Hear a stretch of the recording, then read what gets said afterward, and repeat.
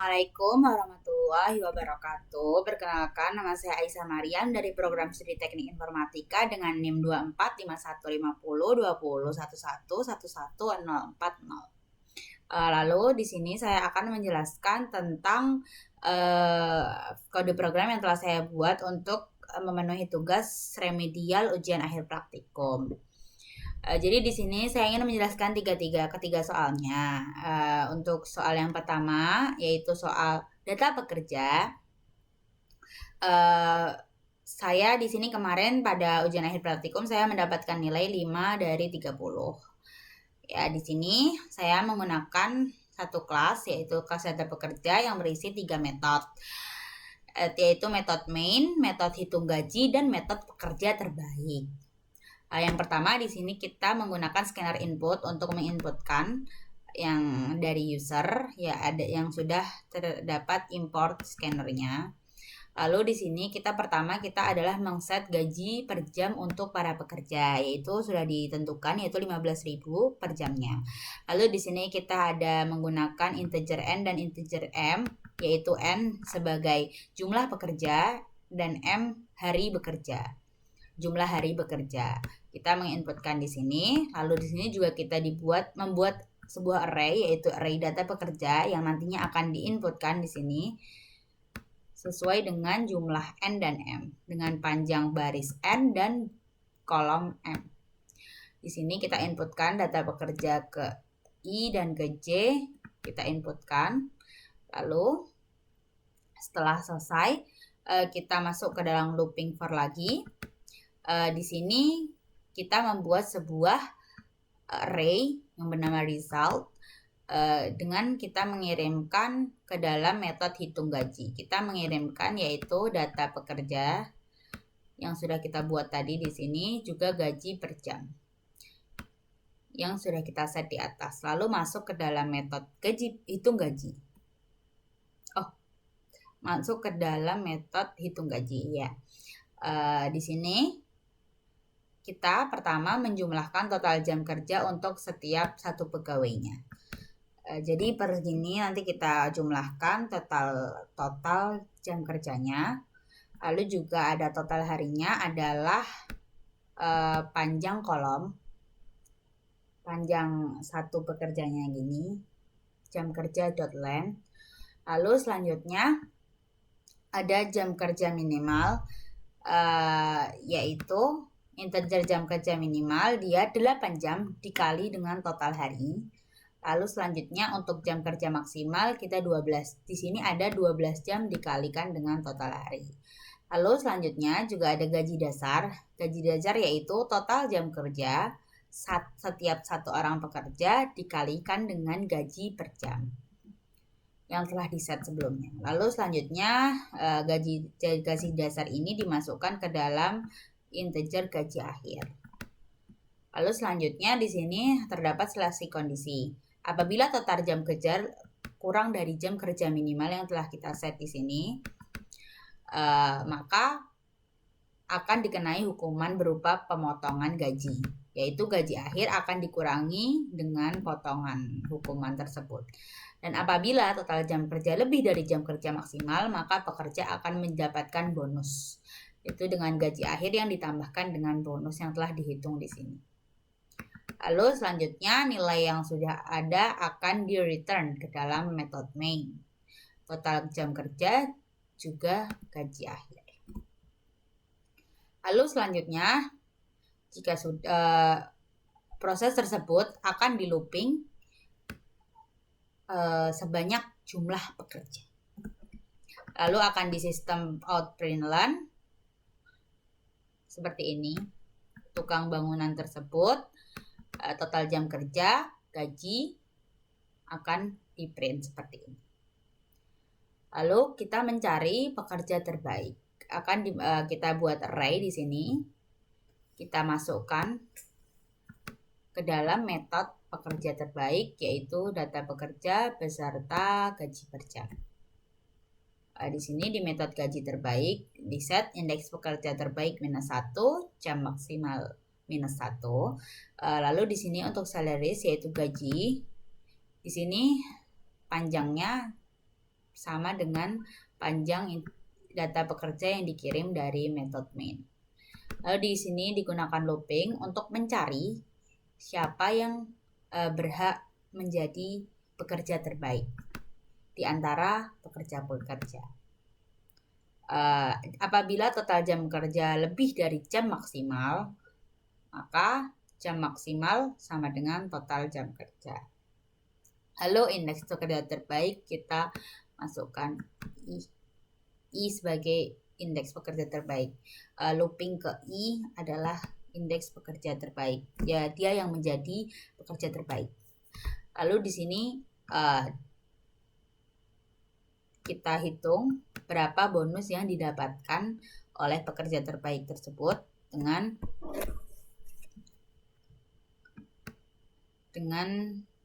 jam kerja yang telah ia lakukan. Dihitung di sini lalu di return ke dalam method main. Sudah di method main akan dimasukkan ke dalam sini, lalu akan di print siapa pekerja terbaik, lalu berapa bonus tambahan yang ia dapat, dan total gaji yang ia terima, yaitu gaji dasarnya ditambah dengan total gaji dengan bonus. Total gajinya yang sudah ditambahkan dengan bonus, seperti itu. Lalu kita coba run di sini.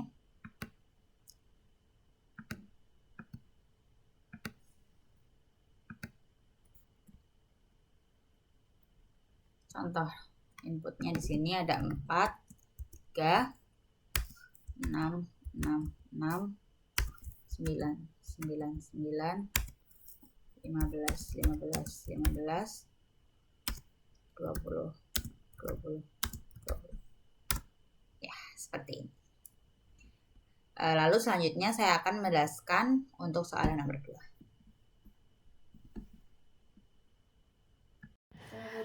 Di sini untuk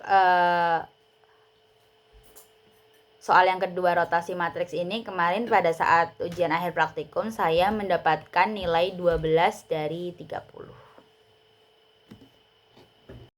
Selanjutnya saya akan menjelaskan untuk nomor 2 yaitu rotasi matriks. Di sini kita menggunakan import Java Util Scanner. Lalu kita menggunakan satu kelas yaitu bernama rotasi matriks yang di dalamnya terdapat 3 metode, yaitu yang pertama metode main, yang kedua adalah metode rotasi matriks, dan yang ketiga adalah metode rotasikan. Ya.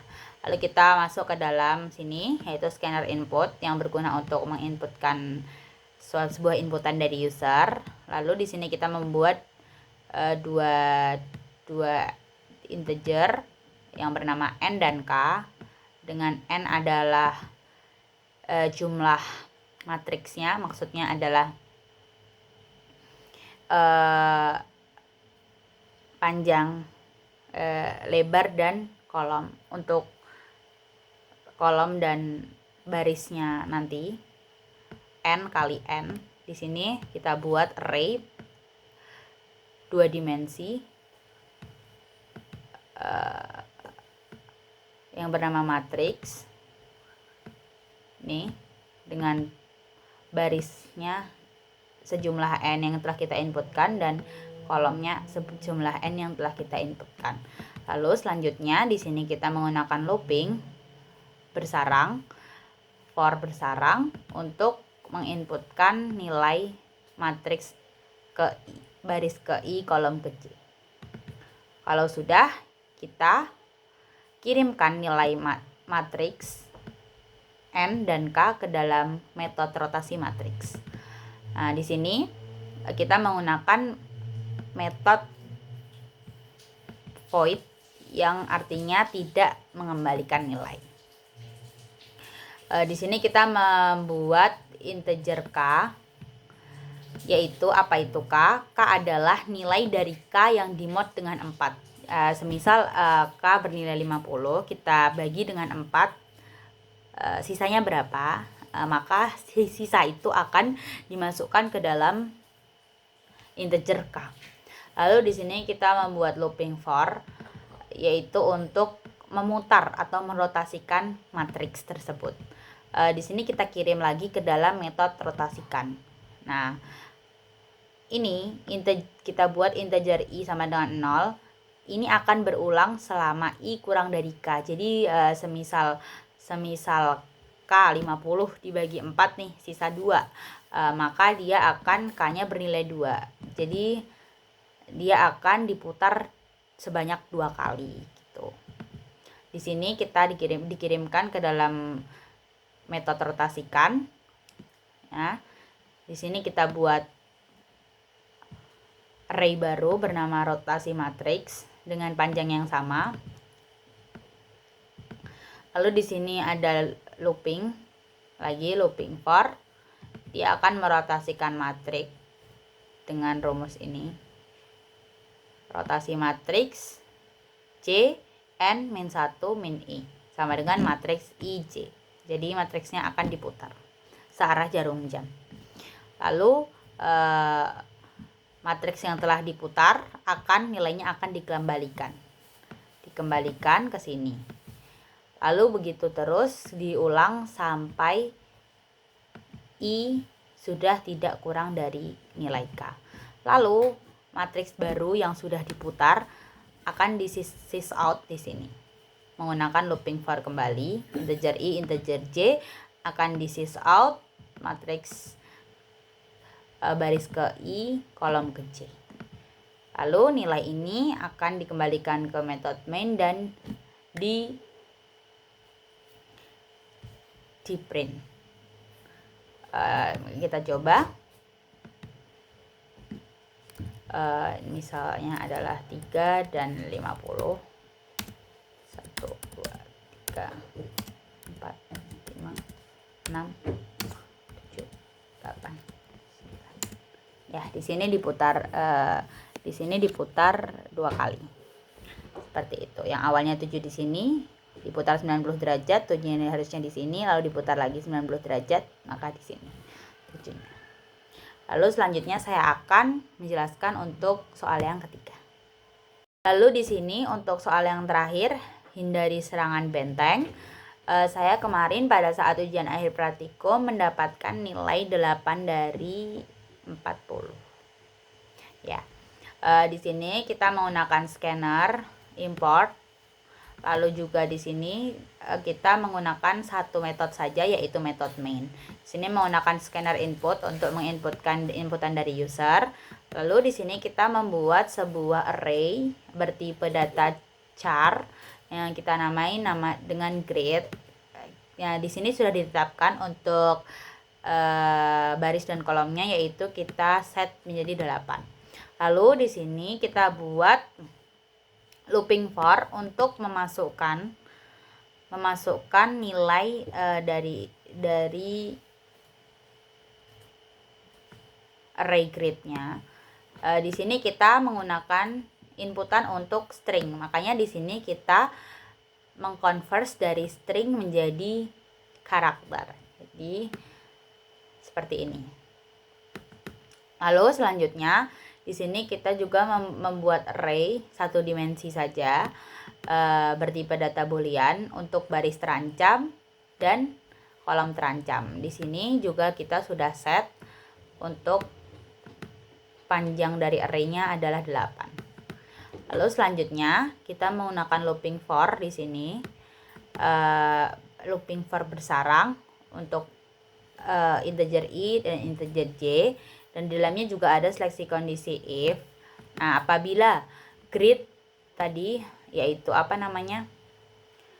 array grid baris ke i dan kolom ke j sama dengan seperti ini, pagar, maka baris tersebut terancam bernilai true dan kolom yang tersebut menjadi kolom terancam bernilai true.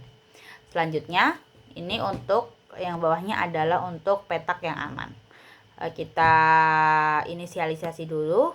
Kita buat integer bernama petak aman bernilai 0 awal 0. Lalu selanjutnya ada looping for bersarang di sini integer i, integer j.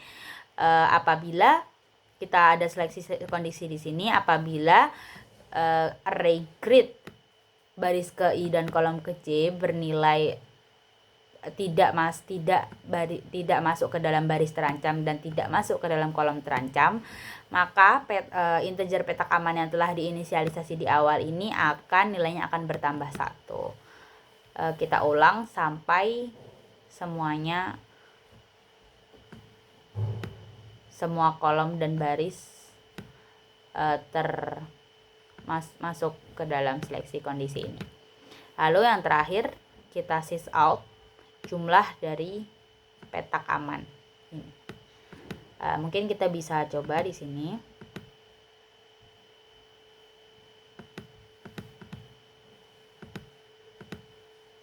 Ya. Kita langsung copy aja.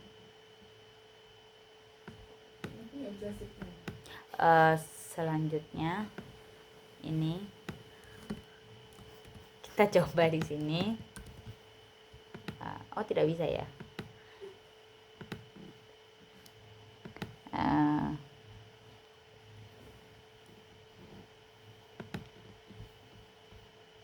Oh, maaf. Tertutup ya. Kita coba di sini sampai inputnya tutup.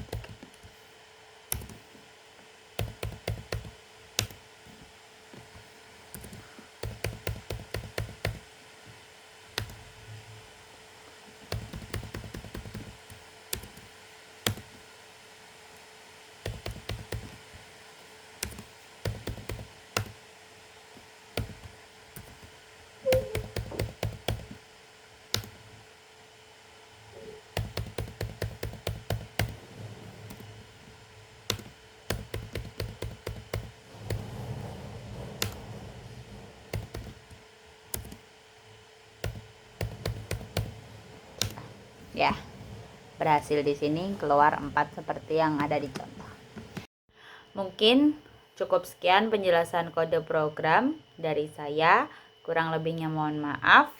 Terima kasih kakak asprak-asprak semua. Assalamualaikum warahmatullahi wabarakatuh.